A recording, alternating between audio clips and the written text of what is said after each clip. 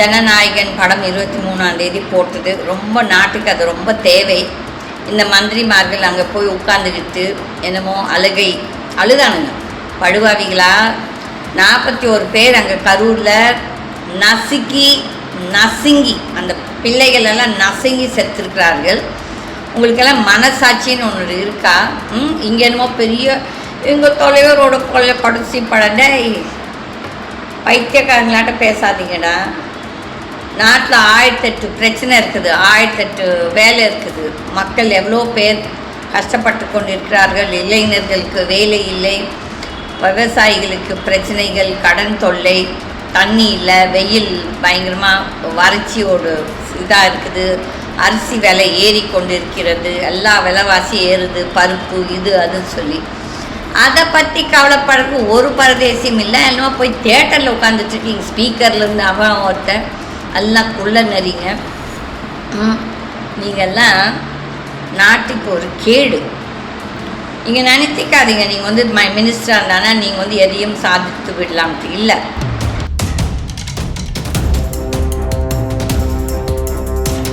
ஒரு different person.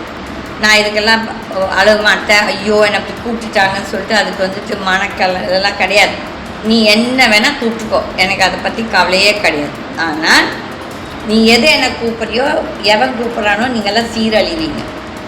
இப்போ நாடு சீரழிய போகுதுன்னு சொல்லிட்டு நல்லாவே கடவுள் சொல்லியிருக்காரு. என்றைக்கு சித்தர் ஆட்சி நீங்கள் தேர்ந்தெடுக்கலையோ அன்றைக்கே நம்மளோட வாழ்வாதாரம் எல்லாமே சீரழிஞ்சு போச்சு. இன்றைக்கி அரிசி விலை ஏறிட்டு போகுது, பருப்பு விலை ஏறிட்டு போகுது, மறுபடியும் அங்கே வார் தீவிரமாக நடக்குது. ஈரான்லேருந்து மறுபடியும் இந்த ஃபியூல், இந்த பெட்ரோல் டீசல் விலைகள் எல்லாம் மறுபடியும் பிரச்சனையாக போகுது.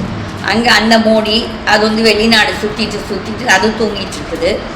அங்கே இளைஞர்கள் போராடி கொண்டிருக்கிறார்கள், நியாயமாக போராடி கொண்டிருக்கிறார்கள். ஒரு நடிகர் பின்னால் ஓடிச்சு. அவனுக்கே முதல் ஒரு நல்ல புத்தி பழக்கங்கள் இல்லை. அவன் குடும்பமே ரோட்டில் பாவம் கஷ்டப்பட்டுருக்குது. அதை பற்றி அவன் கவலைப்படல. அதை பற்றி கவலைப்படாதவன் உங்களை பற்றி எங்கடா கவலைப்படுவான்? நீங்களாம் ஓடுறீங்க அவன் பின்னால். தேவையா அவங்களுக்கெல்லாம் இது? அங்கங்கே கஷ்டத்தில் இருக்கிறாங்க விவசாயிகள். நான் கொல்லிமலை போயிருந்தேன். விவசாயிகள் பாவம் மழை இல்லாமல் கஷ்டப்பட்டு கொண்டு இருக்கிறார்கள். அவங்களுக்கு நெக்ஸ்ட்டு க்ராப் போடுறதுக்கு மழை தண்ணி இல்லை. அப்போது இயற்கை தெய்வம் நம்மளை ஏதோ ஒரு விதத்தில் தண்டிக்கிறாங்க, நம்மளை சோதிக்கிறாங்க. இது நம்மளுக்கு முக்கியமாக இந்த ஜனநாயகன் படம் முக்கியமாக அழுகுறானுங்க. நான் நிஜமாகவே அந்த ஒரு விதத்தில் அந்த சாட்டை துரைமுருகன் ஐ அப்ரிஷியேட். கரெக்டாக விவரமாக பேசுகிறார். அவர் எப்படியோ பர்சனலாக எனக்கு தெரியாது, எனக்கு தேவையும் இல்லை. ஆனால் மக்களுக்கு கரெக்டான ஒரு என்ன சொல்கிறது ஒரு பாயிண்ட் எடுத்து பேசுகிறார்.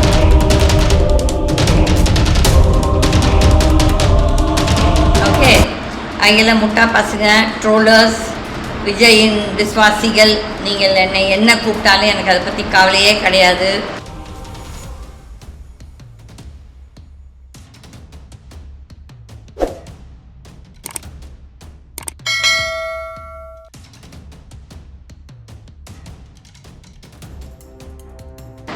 ஒரு சில நாட்களாக நான் பேசவில்லை. இந்த ஜனநாயகன் படம் 23ஆம் தேதி போட்டது. ரொம்ப நாட்டுக்கு அது ரொம்ப தேவை. இந்த மந்திரிமார்கள் அங்கே போய் உட்காந்துக்கிட்டு என்னமோ அழுதானுங்க படுவாவிகளா. 41 பேர் அங்கே கரூரில் நசுங்கி அந்த பிள்ளைகள் எல்லாம் நசுங்கி செத்துருக்கிறார்கள். உங்களுக்கெல்லாம் மனசாட்சின்னு ஒன்று இருக்கா? இங்கே என்னமோ பெரிய எங்கள் தலைவரோட கொள்ளை கடைசி படண்ட பைத்தியக்காரங்களாட்ட பேசாதீங்கடா. நாட்டில் 1008 பிரச்சனை இருக்குது, 1008 வேலை இருக்குது. மக்கள் எவ்வளோ பேர் கஷ்டப்பட்டு கொண்டு இருக்கிறார்கள். இளைஞர்களுக்கு வேலை இல்லை, விவசாயிகளுக்கு பிரச்சனைகள், கடன் தொல்லை, தண்ணி இல்லை, வெயில் பயங்கரமாக வறட்சியோடு இதாக இருக்குது. அரிசி விலை ஏறி கொண்டு இருக்கிறது, எல்லா விலைவாசி ஏறுது, பருப்பு இது அதுன்னு சொல்லி அதை பற்றி கவலைப்படுறதுக்கு ஒரு பரதேசியும் இல்லை. என்னமோ போய் தியேட்டரில் உட்காந்துட்ருக்கீங்க. ஸ்பீக்கர்லேருந்து அவன் ஒருத்தன் எல்லாம் குள்ள நறிங்க. நீங்கள்லாம் நாட்டுக்கு ஒரு கேடு. நீங்கள் நினைத்திக்காதீங்க நீங்கள் வந்து மினிஸ்டராக இருந்தானா நீங்கள் வந்து எதையும் சாதித்து விடலாம்ட்டு இல்லை. இப்போ அங்கே டெல்லியில் அந்த இளைஞர்கள் காட்டுறாங்க என்ன ஏதுன்னு சொல்லிட்டு. இந்த மோடி கவர்மெண்ட், இந்த மோடியோட மறு அவதாரம் தான் இந்த விஜய். இருந்தாலும் வாயை திறக்காது, வாயில் பப்ளி மாதம் இல்லாட்டி டோக்லா வச்சுருப்பார். இவரும் அப்படி தான் பப்ளி மாதம் உள்ளார இது போதை வச்சுருக்காரோ நம்மளுக்கு தெரியாது. ஓகே, உங்களுக்கு வந்து மக்கள் ஒரு ஒரு கூட்டம் உங்களை தேர்ந்தெடுத்திருக்குது. நீங்கள் ஒன்றும் அப்சல்யூட் மெஜாரிட்டி வாங்கலை. உங்களுக்கு கடமைகள் நிறைய இருக்குது. அந்த பழைய ஆட்சி இவ்வளோ கடனை வைத்து வெட்டு போயிட்டாருங்கன்னா நீங்கள் வந்துட்டு அதை எப்படி சரி பண்ணணும், மக்களுக்கு எப்படி நம்ம ஒரு நல்லாட்சி கொடுக்கணும்னு சொல்லிட்டு அதில் இல்லாமல் என்னமோ ஜனநாயகம் படத்தை போய் பார்த்தானுங்களாமா, அழுதானுங்களாமா, பரதேச பிச்சைக்காரங்களா. உங்களுக்குலாம் அறிவு இருக்குதா? எது முக்கியம், நாட்டுக்கு எது முக்கியம், மக்களுக்கு எது முக்கியம்னு சொல்லிட்டு இதில் வேறு ஒரு சிலர் எனக்கு ட்ரோல் பண்ணுறீங்க. தேவடியா, இந்த வீடியா, அந்த வீடியா. நான் அதை பற்றி எல்லாம் கவலையே பட மாட்டேன்டா. அர்த்தமுள்ள இந்து மதத்தில் கண்ணதாசன் எழுதியிருக்கார், எல்லா பெண்களும் தேவடியாகள் தான், எல்லா ஆம்பளையும் தேவடியா மகன்கள் தான். ஓகே, அவர் பேசுனது தவறே கிடையாது. சார் எங்கள் நாய்க்கடா ஆமான்னு சொல்லுது. ஓகே, ஆகையால் எவன் ஒரு பரதேசி, ஒரு சில பரதேசிங்க எனக்கு அப்படி கூப்பிட்ருக்காங்க. அப்போது உங்கள் வீட்டில் பொம்பளைங்களும் அதுதான் சொல்லிட்டு நீங்களே நினச்சிக்கோ. புரியுதா? இதுக்கெல்லாம் நான் வந்து இந்த நீலி கண்ணீர் அழுது அதெல்லாம் சாதிக்க மாட்டேன். என்னோடய நேச்சர் வந்துட்டு நான் ஒரு டிஃப்ரெண்ட் பர்சன். நான் இதுக்கெல்லாம் அழுக மாட்டேன். ஐயோ என்னை அப்படி கூப்பிட்டுட்டாங்கன்னு சொல்லிட்டு அதுக்கு வந்துட்டு இதெல்லாம் கிடையாது. நீ என்ன வேணால் கூப்பிட்டுக்கோ, எனக்கு அதை பற்றி கவலையே கிடையாது. ஆனால் நீ எது என்னை கூப்பிட்றியோ, எவன் கூப்பிட்றானோ நீங்கள்லாம் சீரழிவீங்க. இப்போ நாடு சீரழிய போகுதுன்னு சொல்லிட்டு நல்லாவே கடவுள் சொல்லியிருக்காரு. என்றைக்கு சித்தர் ஆட்சி நீங்கள் தேர்ந்தெடுக்கலையோ அன்றைக்கே நம்மளோட வாழ்வாதாரம் எல்லாமே சீரழிஞ்சு போச்சு. இன்றைக்கி அரிசி விலை ஏறிட்டு போகுது, பருப்பு விலை ஏறிட்டு போகுது, மறுபடியும் அங்கே வார் தீவிரமாக நடக்குது. ஈரான்லேருந்து மறுபடியும் இந்த ஃபியூல், இந்த பெட்ரோல் டீசல் விலைகள் எல்லாம் மறுபடியும் பிரச்சனை ஆக போகுது. அங்கே அந்த மோடி அது வந்து வெளிநாடு சுற்றிட்டு அது தூங்கிட்டு இருக்குது. அங்கே இளைஞர்கள் போராடி கொண்டிருக்கிறார்கள், நியாயமாக போராடி கொண்டிருக்கிறார்கள். இப்போ தமிழ்நாட்டிலையும் மற்ற டவுன்ஸ், தட் இஸ் கோயம்புத்தூர், இந்த ஊரில் எல்லாருமே மாணவர்கள் ரோட்டுக்கு வந்தாச்சு. நம்ம விவசாயிகளும் மாணவர்களும் சேர்ந்தால் அதோட சக்தி உங்களுக்கு புரியல. நீங்கள் வந்து ஜனநாயகம் படம் போய் பார்க்க போகிறீங்க, அதில் ஒரு சிலர் அழுவுதுங்க. ஐயோ எங்கள் தலைவர் வந்து சின்ன பாட மாட்டாரே, போடி வருது வார்த்தைகள். உங்கள் தலைவர் சொன்னால் டேஷ் டேஷ் டேஷ், அதே மாதிரி நானும் டேஷ் டேஷ் டேஷ்ன்னு சொல்கிறேன். அறிவு இருக்குதா? அழுகுறாளுங்க. உங்கள் வீட்டில் உனக்கு புருஷன் இருக்குதோ குழந்தை இருக்குதோ தெரியாது. ஆனால் ஒரு அப்பா அம்மா இருந்தாங்கன்னா அவங்கள கவனிக்கிறத பாரு. புருஷனும் குழந்தைங்கலாம் அவங்கள கவனிக்கிறத பாரு. இப்போ இவன் வந்து செத்தானா வாழ்ந்தானா இதுக்காக வந்து நாடுக்கு நிற்க போகிறதில்ல. உங்களுக்கு வேணால் நிற்கலாம், எங்களுக்கெல்லாம் நிற்காது. இவெல்லாம் நாட்டுக்கு ஒரு கேடு. இந்த மினிஸ்டர்ஸு ஒருத்தனுக்காவது அறிவு இருக்குதா? அங்கே 1000 பிரச்சனைகள் இருக்கிறது. இவங்களுக்கு போய் இந்த சினிமா பார்க்காட்டி இன்றைக்கி வாழ்வாதாரம் நடக்காதுங்களாடா? நீங்கள்லாம் மனுஷனுங்களா மிருகங்களா? இந்த பதவி வெறியில் உட்காந்துக்கிட்டு நாட்டை குட்டி சவர் ஆக்கிட்டுருக்குறீங்க. ஓகே, மக்கள் நீங்களும் திருந்தணும். இந்த பரதேசிங்க பின்னால் ஓடிட்டு உங்கள் வாழ்வாதாரம் முடிஞ்சிடும்னு நினச்சிக்காதீங்க. உங்களுக்கு 1008 வேலை இருக்குது. நம்மளுக்கு வந்துட்டு இப்போ நீங்கள் பார்த்தீங்கன்னா உங்கள் குழந்தைகள் படிப்பு, வாழ்வாதாரம், மெடிக்கல் 1008 பிரச்சனைகள் இருக்கிறது. ஓகே, இந்த பிரச்சனைகளை பார்ப்பாமா இல்லாட்டி தாம்மா மொஜிபா பா மம்மி வச்சு இதை பார்ப்பாமா இல்லாட்டி இந்த பைத்தியக்காரங்க இந்த நடிகர் பின்னால் ஓடிச்சு. அவனுக்கே முதல் ஒரு நல்ல புத்தி பழக்கங்கள் இல்லை. அவன் குடும்பமே ரோட்டில் பாவம் கஷ்டப்பட்டுருக்குது. அதை பற்றி அவன் கவலைப்படல. அதை பற்றி கவலைப்படாதவன் உங்களை பற்றி எங்கடா கவலைப்படுவான்? நீங்களாம் ஓடுறீங்க அவன் பின்னால். தேவையா உங்களுக்கெல்லாம் இது?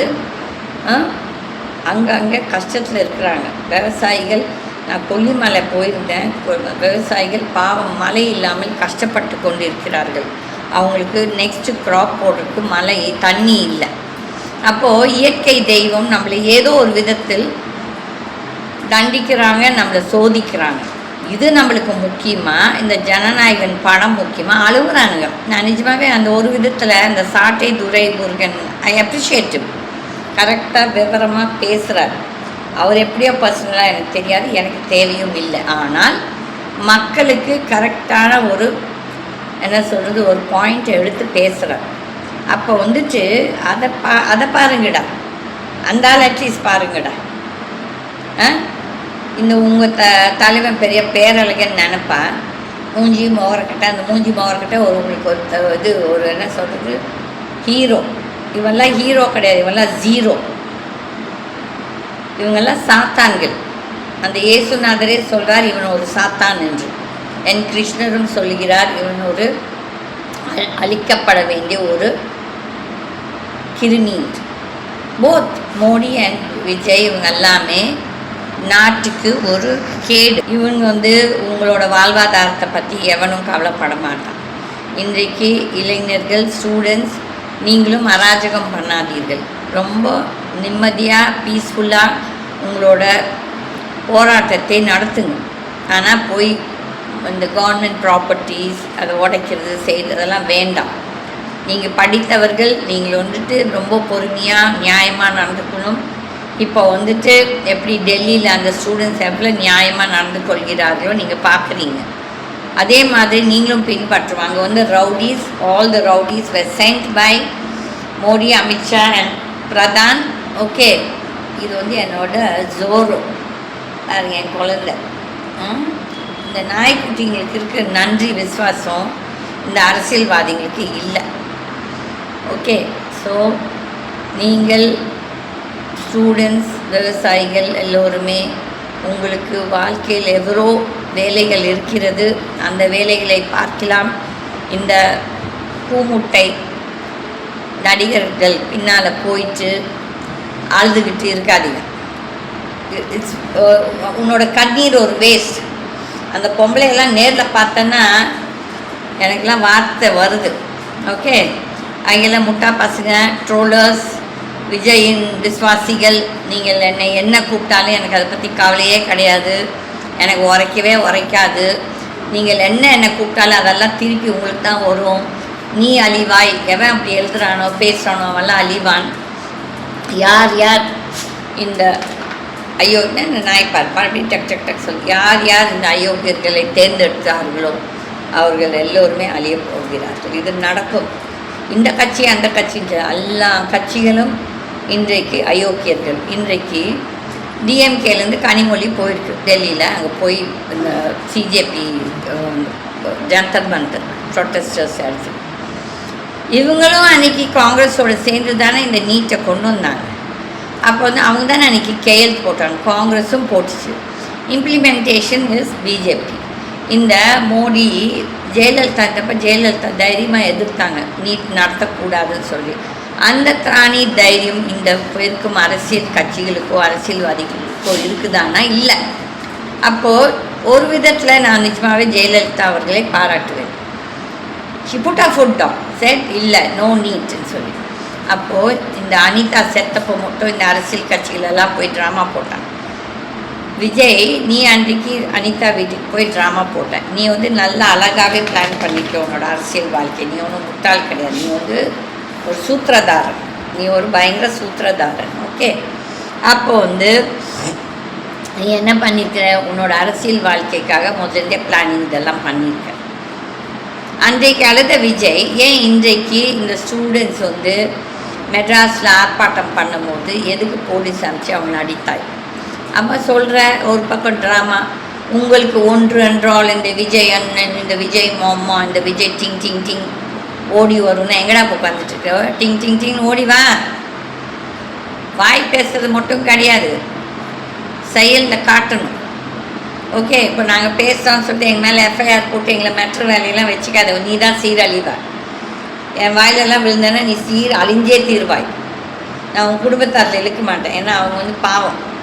ஆனால் நீ உன்னை பின்பற்றும் பைத்தியக்காரங்க, இந்த மந்திரிகள் ஓடி போய் இந்த ஜனநாயகன் படம் பார்க்காட்டி நீ நாடே ஓடாது இல்லையா? தேவையா இதெல்லாம்? அது ஒரு படம், அந்த படத்தால் ஒரு 41 உயிரை நீ தின்ன, அந்த பாவம் உனக்கு பிடிச்சே தீரும். நீ எல்லாம் சீக்கிரமாக சாகக்கூடாதுன்னு நான் கடவுள்கிட்ட வேண்டிப்பேன். நீ எல்லாம் வாழ்ந்து கஷ்டப்படணும். அப்போ தான் உனக்கு அந்த இறந்தவர்களோட உயிருக்கு அந்த இது நீ ஒரு என்ன சொல்கிறது பெனால்ட்டி கட்டுவேன். அதில் மக்கள் பைத்தியக்காரத்தனமாக இந்த அரசியல் பைத்தியங்கள், இந்த சினிமா பைத்தியங்கள் பின்னால் ஓடிட்டு நாட்டை குட்டிசவராக்காதீங்க. உங்கள் வாழ்வாதாரம் எப்படியோ குட்டிசவர் போட்டோம், மற்றவங்க நல்ல மனுஷங்களும் இருக்காங்க. அந்த நாட்டு மக்களோட வாழ்வாதாரத்தை கெடுக்காதீங்க. உங்களுக்கு வேலை வெற்றி இல்லாட்டி போய் ஓடுங்க, அந்த படத்துக்கு போய் பாலாபிஷேகம் பண்ணுங்கள், என்னன்னாலும் பண்ணுங்கள். ஆனால் மற்ற மக்களும் இருக்கிறாங்க. நீங்கள் 1.5 கோடினா இன்னும் ஒரு 4.5 கோடி இல்லை, 4.5 கோடி, 5.5 கோடி, 6.5 கோடி மக்கள் இன்னும் இருக்காங்க உங்களை தவிர்த்துட்டு. அவர்களுக்கும் ஒரு வாழ்க்கை இருக்கிறது. இந்த விஜய் தீர்வு கிடையாது. இந்த விஜய் அழிவுக்கு ஒரு உதாரணம். மக்கள் நீங்கள் தான் கஷ்டப்பட போகிறீங்க. இந்த மாதிரி ஊழல் பெருச்சாளிகளை நீங்கள் தேர்ந்தெடுத்துட்டு, அயோக்கியர்களை தேர்ந்தெடுத்துட்டு அதுக்கப்புறம் குறையுதுன்னு அழுகாதீங்க. நன்றி, வணக்கம்.